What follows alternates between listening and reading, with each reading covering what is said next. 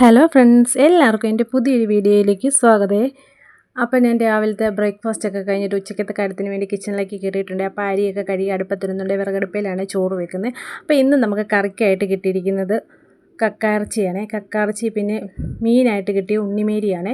അപ്പം കക്കാർച്ചി എൻ്റെ പിള്ളേർക്ക് ഭയങ്കര ഇഷ്ടമാണ് റോസ്റ്റ് ചെയ്യുന്നത്. അപ്പോൾ അവർക്ക് വേണ്ടി കക്കാർച്ചിയും ഹസ്ബൻഡിന് മീൻ നിർബന്ധമാണ്. അപ്പം മീൻ മേടിച്ചു. അപ്പോൾ ഇന്ന് എല്ലാവരും വീട്ടിലുള്ള ദിവസമാണല്ലോ, അപ്പോൾ അതുകൊണ്ട് ന്യായമായിട്ട് തന്നെ ജോലിയുണ്ട്. അപ്പോൾ മീൻ കറിക്കുള്ള അരപ്പൊക്കെ റെഡിയാക്കുന്നുണ്ട്. തേങ്ങ ആവശ്യത്തിനെടുത്ത് അതിലേക്ക് 2 കഷ്ണം ചുവന്നുള്ളി, പിന്നെ ആവശ്യത്തിന് മുളക് പൊടിയും മഞ്ഞൾപ്പൊടിയും ഒരല്പം വെള്ളവും കൂടി ഒഴിച്ച് ഒന്ന് അരച്ചെടുക്കുന്നുണ്ട്. അപ്പോൾ ഈ മീൻ തേങ്ങ അരച്ച് വെക്കാനാണ് നല്ലത്. ചെമ്പല്ലിയെ മുളകിട്ട് വെക്കാൻ അത്ര സുഖമില്ല. അപ്പം തേങ്ങ അരച്ച് വെക്കുമ്പോൾ നല്ല ടേസ്റ്റ്, പിന്നെ വറുക്കാനും നല്ലതാണ്. അപ്പോൾ ഒരു തരത്തിൽ ഞാൻ മീനൊക്കെ വെട്ടി ക്ലീൻ ആക്കി എടുത്തിട്ടുണ്ട്. അപ്പോൾ ഇന്ന് സ്റ്റോറിൽ നിന്നല്ല മേടിച്ചത്, അതുകൊണ്ട് തന്നെ വലിയൊരു ടാസ്ക്കായിരുന്നു മീൻ വെട്ടൽ. എത്ര വെട്ടിയെന്ന് പറഞ്ഞാലും ഞാൻ മീൻ വെട്ടിയാൽ പകുതി മുക്കാലും വേസ്റ്റിൻ്റെ കൂടെ പോകും. അതെന്താണെന്ന് എനിക്കറിയില്ല, ഞാൻ ഇതുവരെ പഠിച്ചിട്ടില്ലെന്നാണ് തോന്നുന്നത്. അപ്പോൾ അരപ്പൊക്കെ റെഡിയാക്കി അതിലേക്ക് ചട്ടിയിലേക്ക് ഒഴിച്ച് അതിലേക്ക് തക്കാളി മുറിച്ചിടുന്നുണ്ട്. പിന്നെ 2 പച്ചമുളക് ചേർത്ത് കൊടുക്കുന്നുണ്ട്. ബുള്ളറ്റ് മുളകായതുകൊണ്ട് നല്ല എരിവുണ്ട്. അപ്പോൾ പിന്നെ ഒത്തിരി എരിവ് ഇവിടെ വേണ്ട, അത് കാരണം 2 പച്ചമുളകും ആവശ്യത്തിനുള്ള പുളിയൊക്കെ ചേർത്ത് മീനൊക്കെ പെറുക്കിയിട്ട് നല്ലപോലെ സെറ്റാക്കി വെക്കുന്നുണ്ട്. ചൂട് കൂടുതൽ കാരണം ഞാനിപ്പോൾ രാവിലെ തന്നെ കിച്ചണിലേക്ക് കയറുകയോ ഒട്ടും നേരം ഇരിക്കാറില്ല, വെറുതെ ഇരിക്കാറില്ല. എന്നാന്ന് വെച്ചാൽ എത്രയും പെട്ടെന്ന് ജോലി തീർക്കാവോ അത്രയും നേരത്തെ ജോലി തീർത്ത് പോകുക എന്നുള്ളതാണ്. അതുപോലെ ചൂടാണ്, എൻ്റെ കിച്ചണിലാണ് ഏറ്റവും കൂടുതൽ ചൂട്. അപ്പം മീൻ കറി ഏതാണ്ട് റെഡി ആയിട്ടുണ്ട്. അപ്പോൾ അതിനുള്ള എണ്ണയൊക്കെ ചേർത്ത് കൊടുക്കുന്നുണ്ട്. ഉള്ളിയും മൂപ്പിച്ച് അതിലേക്ക് കറിവേപ്പില ഇട്ട് ഉലുവയിട്ടിട്ടാണ് എണ്ണ ചേർത്ത് കൊടുക്കുന്നത്. അപ്പം മീൻ കറിയുടെ കാര്യം ഓക്കെ. ഇനി കക്കാർച്ചിക്കുള്ള കാര്യങ്ങളൊക്കെ നോക്കിയാൽ മതി. അപ്പം മീൻ കറി നല്ലപോലെ സെറ്റായിട്ടുണ്ട്.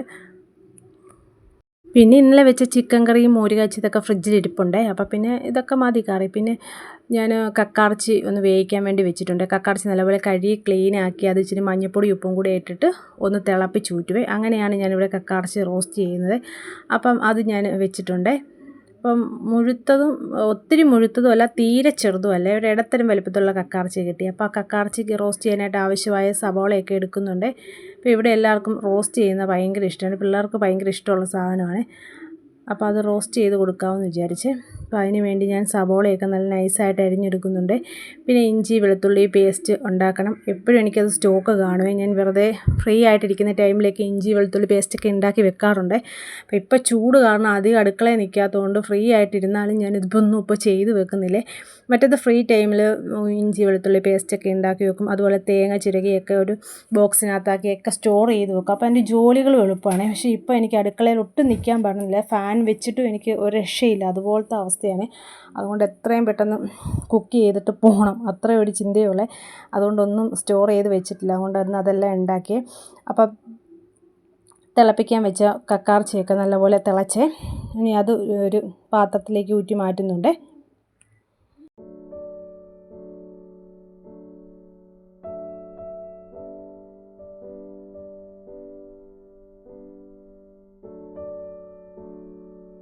ചോറ് വെന്തുകൊണ്ട് തന്നെ അടുപ്പിൽ നല്ല തീയുണ്ട്. അപ്പം ആ അടുപ്പിൽ തന്നെ വിറകടുപ്പിലാണ് ഞാൻ കക്കാർച്ചി റോസ്റ്റ് ചെയ്യാൻ പോകുന്നത്. എങ്ങനെയാണെന്ന് വെച്ചാൽ ഇവിടെ നല്ലപോലെ കക്കാർച്ചി റോസ്റ്റ് ചെയ്ത് നല്ല ഉലർത്തിയെടുക്കണേ. അപ്പോൾ അതിച്ചിരി താമസമുള്ള കാര്യമാണ്. അപ്പം ഗ്യാസിൻ്റെ ഷോർട്ടേജ് കാരണം ഞാൻ വിചാരിച്ചു ചോറ് എന്തായാലും വെന്തു, അപ്പം ആ അടുപ്പിലേക്ക് തന്നെ നമുക്ക് കക്കാർച്ചി അങ്ങോട്ട് ഇടുവാണെങ്കിൽ അത് അവിടെ കിടന്ന് നല്ലപോലെ റോസ്റ്റ് ആയിക്കോളുമല്ലോ.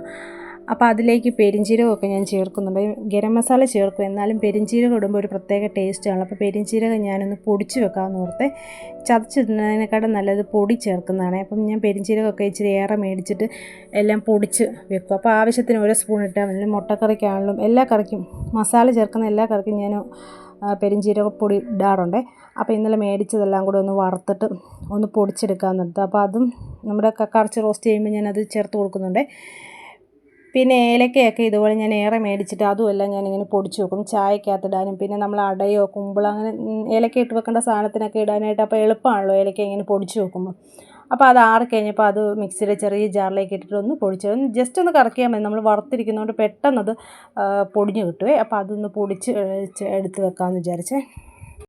പിന്നെ എനിക്ക് കുറേ ദിവസം കൊണ്ടുള്ള ആഗ്രഹമാണ് ഒരു ബീട്രൂട്ട് പച്ചടി ഉണ്ടാക്കണമെന്ന്. അപ്പം ഇങ്ങനെ മടി കാരണം ചൂട് കാരണമൊക്കെ മാറ്റി മാറ്റി വെച്ചു. അപ്പോൾ ഇന്ന് എന്തായാലും അത് ഉണ്ടാക്കണമെന്നൊരു രാവിലെ തന്നെ തീരുമാനിച്ചായിരുന്നു. അപ്പോൾ അതിന് വേണ്ടി ഞാനിവിടെ ബീട്രൂട്ടൊക്കെ എടുക്കുന്നുണ്ട്. എനിക്ക് ഭയങ്കര ഇഷ്ടമാണ് ഈ ബീട്രൂട്ട് പച്ചടി, മധുരക്കറി, മാമ്പഴപ്പുളിശ്ശേരി ഈ വർഷം ഞാൻ ഇതുവരെ വെച്ചിട്ടില്ല.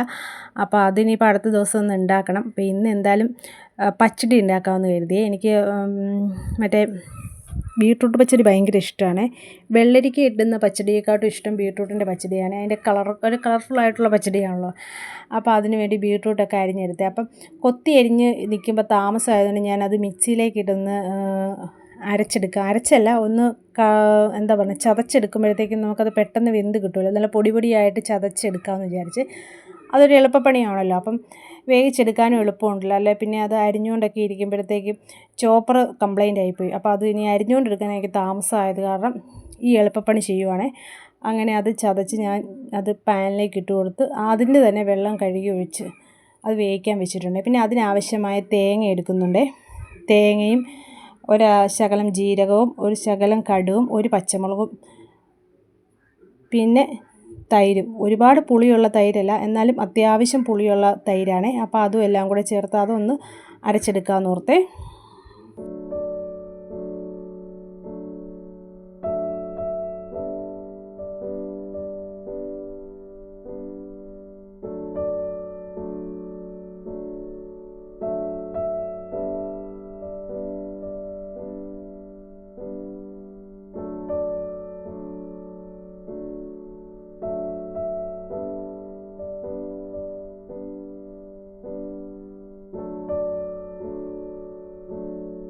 സത്യത്തിൽ ഇപ്പോഴൊക്കെ ഞാൻ വളരെ കുറച്ച് ക്വാണ്ടിറ്റിയിലേ കറി വെക്കുന്നുള്ളൂ. ഒരുപാട് കൂട്ടം കറികൾ, ഒരു 4-5 കൂട്ടം ഞാൻ ഡെയിലി കറിയൊക്കെ വെച്ചുകൊണ്ടിരുന്നതാണ്. ഇപ്പോൾ ഈ ചൂട് കൊണ്ട് അടുക്കളയിൽ ഒത്തിരി നേരം നിൽക്കാൻ വയ്യാത്ത കാരണം ഞാനിപ്പോൾ 1-2 കൂട്ടം കറികൾ മാത്രമേ അത് വെച്ച് അഡ്ജസ്റ്റ് ചെയ്യുവാണേ. എന്ന് വെച്ചാൽ അതുപോലെ ചൂടാണ്. എത്രയും പെട്ടെന്ന് ജോലി തീർത്ത് പോകണമെന്നുള്ള ഉദ്ദേശത്തിൽ, അതുകൊണ്ടാണ് അങ്ങനെ. പിന്നെ മാങ്ങയുടെ സീസൺ ആയതുകൊണ്ട് തന്നെ ഇഷ്ടംമാതിരി മാങ്ങ ഇപ്രാവശ്യം കിട്ടിയിട്ടുണ്ട്. അപ്പം മൂവാണ്ടൻ മാങ്ങയൊക്കെ ഇഷ്ടംമാതിരി ഉണ്ട്. അപ്പോൾ ജ്യൂസ് അടിച്ച് ഫ്രിഡ്ജിൽ വെക്കാമെന്ന് വിചാരിച്ചു. അപ്പോൾ മക്കൾക്ക് എന്തായാലും ജ്യൂസ് കുടിക്കണം. അപ്പോൾ ജോലിയൊക്കെ കഴിഞ്ഞപ്പോൾ എനിക്കും ദാഹിച്ചു. അപ്പം മാങ്ങ ജ്യൂസ് അടിക്കാമെന്ന് ഓർത്തപ്പം ഫ്രിഡ്ജിൽ വെക്കുവാണെങ്കിൽ പിള്ളേർക്കും ആവശ്യമുള്ളപ്പോൾ അത് നമുക്ക് ഒഴിച്ചു കൊടുക്കാമല്ലോ. അപ്പോൾ അതിന് വേണ്ടി മാങ്ങ എല്ലാം അരിഞ്ഞ് അത് ജ്യൂസ് അടിക്കാൻ എടുക്കുന്നുണ്ട്.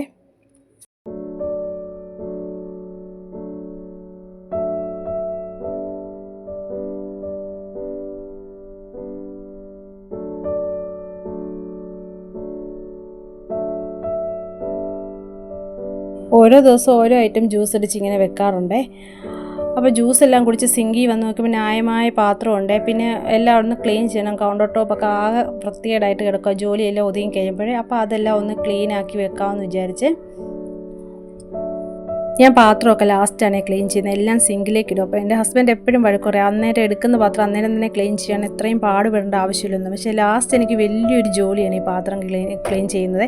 എല്ലാം ഇങ്ങനെ സിങ്കിൽ കൂടി എണ്ണയും കാത്ത് കിടക്കുക. പിന്നെ അതെല്ലാം ക്ലീൻ ചെയ്ത് ഞാൻ വെച്ച്, പിന്നെ കൗണ്ടർ ടോപ്പും ഗ്യാസ് അടുപ്പൊക്കെ ആകെ വൃത്തികേടായിട്ട് കിടക്കും. അപ്പോൾ അതൊക്കെ ഒന്ന് തുടച്ചൊന്ന് ക്ലീൻ ആക്കിയിട്ടിട്ട് പോയി കുളിക്കാമെന്ന് വിചാരിച്ച് ഞാൻ ജോലി കഴിഞ്ഞ് അപ്പം തന്നെ എല്ലായിടും അങ്ങ് തുടച്ചിട്ട് കിച്ചണും അങ്ങ് തുടച്ചിട്ടേക്കുവേ. അല്ലെ പിന്നെ എനിക്ക് എന്തോ പോലെയാണ്, ജോലി ഒരു പൂർണ്ണതയാവാത്ത പോലത്തെ ഒരു ഇതാണ്. അതുകൊണ്ട് അപ്പം തന്നെ ഞാൻ എല്ലാം ക്ലീൻ ചെയ്തിടാൻ എന്നും ശ്രമിക്കാറുണ്ട്. അപ്പോൾ ഇത്രയൊക്കെയുള്ളൂ ഇന്നത്തെ വീഡിയോ. ഇന്നത്തെ ഈ കുട്ടി വീഡിയോ നിങ്ങൾക്ക് ഇഷ്ടപ്പെട്ടാൽ ലൈക്ക് ചെയ്യാനും നിങ്ങളുടെ അഭിപ്രായങ്ങൾ കമൻറ്റ് ചെയ്യാനും മറക്കല്ലേ.